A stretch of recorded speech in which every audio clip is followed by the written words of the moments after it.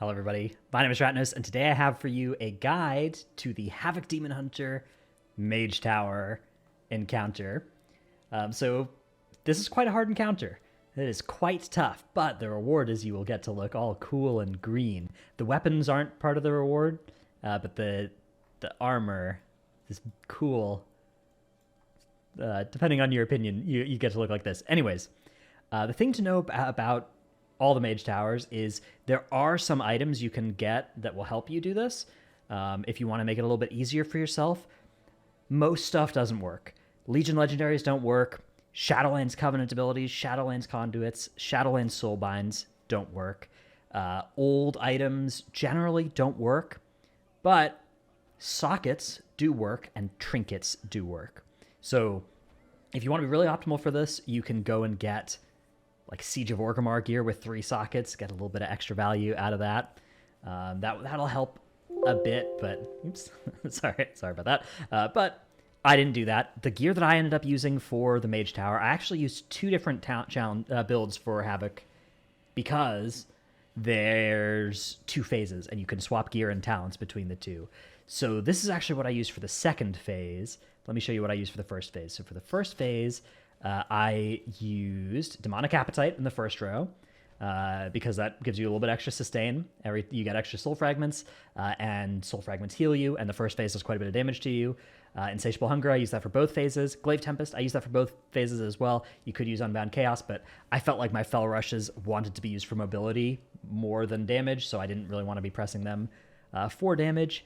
Soul Rending's nice just for extra leech, although you could use Netherwalk.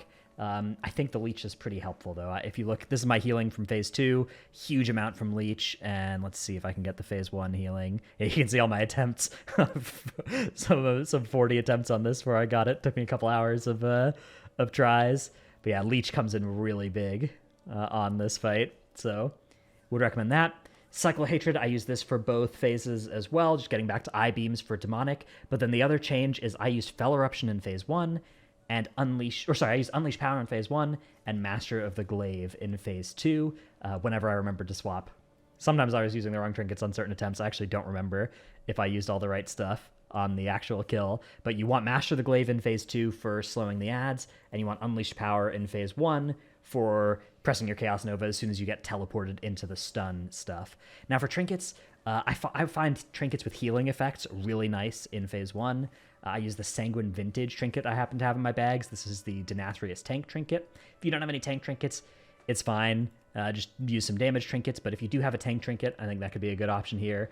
Items like Splintered Heart would work well, even Shard of Anhild's Aegis or the Blood-Spattered Scale, something like that. Otherwise, just traditional damage proc trinkets. You can try stuff out in your different attempts and see what works. Everything else, just wear good stats. I found that Vein Rippers were not worth, and I switched to stat-based items for this fight as well, because Vein Rippers, you need to be behind your enemies or have their movement be impaired, or have them be suffering from loss of control effects, and especially in phase 2, but even in phase 1, those conditions aren't met very often on the boss, so I recommend not using Vein Rippers if you've got similar item level other options. Okay, let's go take a look at the fight itself. So here's how it looks at the start. You got a little bit of time to buff. You can come in with food, flask, oil, potions, veiled augment runes, heavy desolate armor kits, drums, a pair of drums for the last phase. Absolutely worth grabbing as well. Tomes, so that you can swap between phase 1 and phase 2, swapping your talents and stuff. You'll see on my weak ore here, the hunt is lit up, but you can't actually press your Covenant ability in here. And so the fight starts, and I would just send your meta on pull, and then don't press meta again in the rest of phase 1, and you're just trying to damage here. And yeah, you see I'm still playing Blind Fury here. You can use Blind Fury or Demonic Appetite. I would prefer Demonic Appetite in phase 1. I just forgot to switch back to it for this pull, and it ended up being fine. So the way this first phase works is the boss is going to spam Frost Bolts at you. Frost Bolts do a lot of damage. You need to leech through it in your demon form, and then particularly once you're out of demon form, you need to stop him from pre-casting on you. So that means using stuff like interrupts towards the end of the cast, Cage, Chaos Nova, if you're playing other effects that stop things like Fell Eruption, you can use that in this phase as well. And then you can also send Blur for damage reduction. Pressing that button fairly on cooldown is a good idea. And I like to press my Blur as the last cage of spikes is expiring. So like sometime around now would be a good time to press Blur, because the boss is about to then stun you and cast this set of things. So those spikes, don't run into them. They will kill you. But you also need to get out of that circle really quickly. As a Havoc Demon Hunter, double jump Fel Rush is enough to get out of there. And you can also do what I did there, which is cast Chaos Nova beforehand, and you'll spawn a boatload of soul fragments and get value out of those. Now, what you can do as well is you can pull the boss towards the old set of spikes, and then you can kill them to get your even more souls. Now what happened there, let's rewind and show what happens there. So at some point he'll cast an Arcane Barrage, and that indicates he's about to teleport at the end of this phase. So here comes the boss, sort of AFK a little bit, and then goes into the Arcane Barrage and instantly is going to disappear. And so as soon as this happens, you can see where he is on your mini-map, or you can use your eyeballs and detect the glowy sparkles. I think you can even Spectral Sight as well as a Demon Hunter. I never did that, though, because I relied on just trying to catch the sparkles by quickly turning my camera and seeing the sparkles, and then getting to the boss really quickly. You can do this phase in a couple different ways. So as soon as again we can see exactly what it looks like when I do it, right? I instantly turn and I'm looking for sparkles and I see them over here. If you're slow, you can go to one of these ads, interrupt it, and kill it, and you'll get like a protection bubble that you can stand in for a while.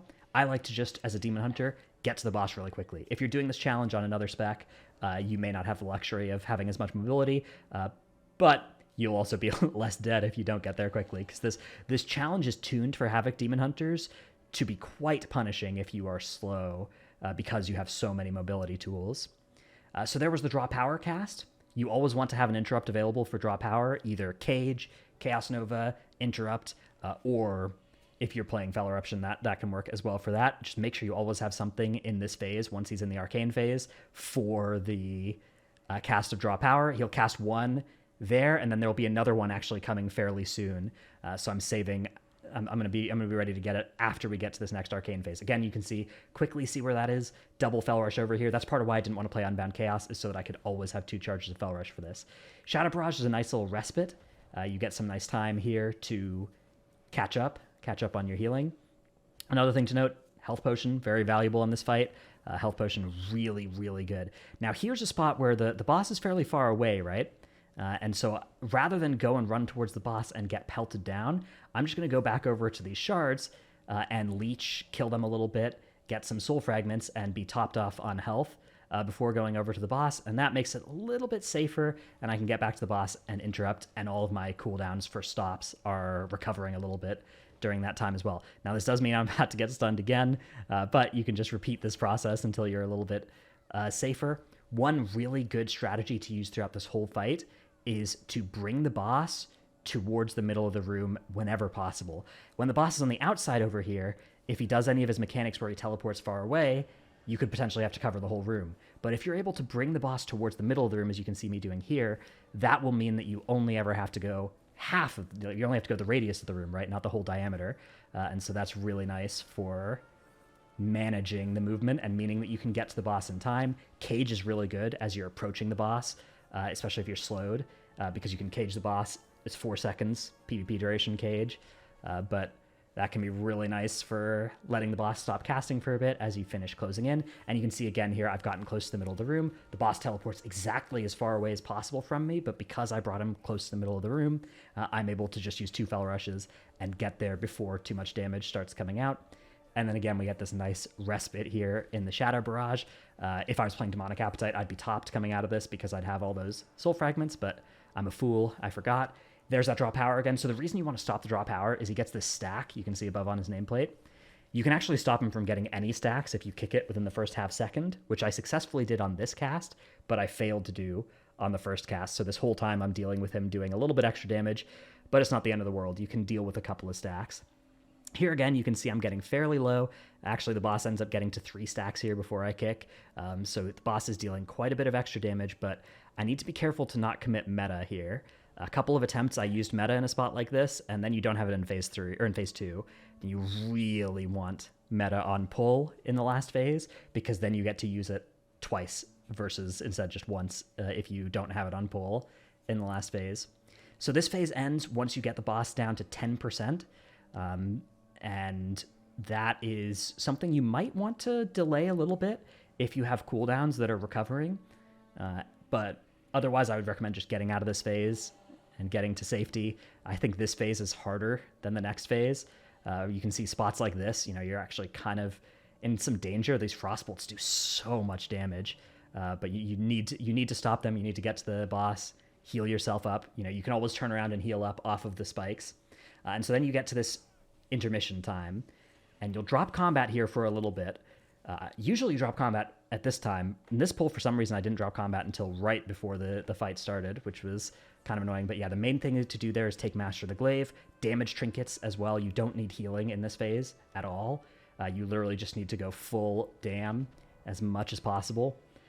And so instantly at the start of this phase, you want to pull the boss from the middle of the room to the edge of the room. The boss spawns void zones that grow underneath itself, but you want those to start spawning at the edge of the room rather than having the first one spawn in the middle of the room. So pulling the boss to the edge of the room, and then in a very slow fashion, you want to try and have it keep spawning the puddles right under where it was. So the whole time you're trying to keep it just as much in there as possible. This cast puts this debuff on you that starts counting down. And you just need to get a little bit away from the boss, stun these things, DPS them down, particularly in your meta on this first one. You have quite a lot of damage for these, so you don't need to worry too much about getting far away, and you can greed a couple extra globals of damage onto the boss itself, which you're going to need because it is a quite tight DPS check here in the last phase. And then again, you can see I'm just barely trying to make sure that, the puddle doesn't get underneath me. It does quite a lot of damage if it does, but I really don't want to move the boss any faster than I have to because I want to preserve as much space in the room as possible. So I'm being as economical as possible with how this boss is moving, and we're just trying to DPS it down. It is a tight DPS check. You'll also notice I lusted right at the start of this phase. I'd recommend that as well. Just lust and meta right on pull, and potion. Potion of Unbridled Fury, I've heard, is the best. I use Prolonged Power, but you can use Unbridled Fury. I think it's supposed to be better. I didn't look into it too much. I'm not using any weird twink gear, right? I'm just using whatever gear was in my bags that I thought would be best for this, because I didn't want to just go and farm Siege of Orgrimmar to do Time Walking Mage Tower, but if you want a little bit of extra boost, you could do that. But yeah, it's certainly doable with this. It's just the DPS check is quite tight. You have to be pretty careful. Greed for a couple extra globals onto the boss, and just make sure that you actually want to make sure you don't run too far away there, because you want the boss to not run out of its old puddle, because it's spawning the puddles underneath itself right now. You really want to make sure that it doesn't get out of its old puddle, right? You want to just keep it always right at the edge of the room, right in its old puddles, and just save as much of the rest of the space in the room as possible. This phase just continues. The boss keeps attacking you. It doesn't do very much damage at all. You don't have to worry about defensives. The only time that you'll take damage is if you go into the puddle, but otherwise you're going to be just fine. And then those ads will spawn. You want to just hit them with Throw Glaive, I-Beam, Death Sweep, Throw Glaive. You can also Chaos Nova them. You can Vengeful Retreat off of them to slow them as well. You can Fell Rush through them for a little bit of a damage gain once your Blade Dance or Death Sweep is on cooldown. Here you can see I've not got very much damage available for the start of this, but my I-Beam is coming back up, so I'm just going to Glaive Tempest, Unbound Chaos to stun them in the Glaive Tempest, and then hit them with the I-Beam and do the Death Sweep, and that's going to kill them. It's almost nice to let this go on for as long as possible. You get 35 seconds for it, so slowing them and stunning them and stuff, that actually is buying you time to get to your second meta in this phase. So instantly nuking them down is a little bit bad, actually, because then you won't get two metas. And again, really important to preserve space here. I'm barely going to get my second meta and get value out of it, but only because I've been super duper economical with the space that's going on here. You can see just how quickly this room is filled up with garbage, and it feels like you're going to run out of time here. The last set of ads that spawns as well is quite scary too. Then more of a DPS check than the actual room killing you is going to be the next set of ads after this one. So this is the last set of ads that we kill here. 22% for me. Look how much space I have left in the room here. You want to try and make sure you have this much space as well, so that you can get the ads to spawn far away, and you have enough time to actually get them killed while they're out here. You can see my trinket proc there. That was the decanter trinket. Actually didn't do that much damage. I'll show you on the damage meters. People are talking about that trinket like it's OP for this fight, and so I used it because I thought it would be it'd be the best option, but it didn't even do that much damage in this phase. It did 2% of my damage in this phase, so not any particularly insane amount, especially because it did hit some AoE targets. So here we've gotten back to our second meta. I just fired it off rather than waiting for an I-beam for it, because I figured I wasn't going to get the full time in this meta if I didn't press it instantly.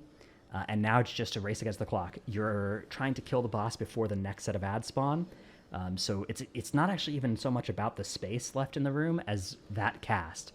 You have until then to end the boss, and you can see we are very nearly out of room here. Little tiny sliver of safety here. The boss starts its last cast, and we get it killed there. So all in all, not a forgiving fight. That last phase, maybe 10 seconds of wiggle room I had at most at the end there. Maybe 5. The first phase, it can kill you very quickly, but it's also, once you start dealing with it and you start getting through it reliably, it'll start to feel, I think, you can start to feel like you have it on farm, and you know what's going on. So, I don't know. All in all, I was really happy with my experience at this Mage Tower. It was about 3 hours of progress for me. And then we made 2 hours of progress, 2 or 3 hours of progress, like 30 or 40 pulls.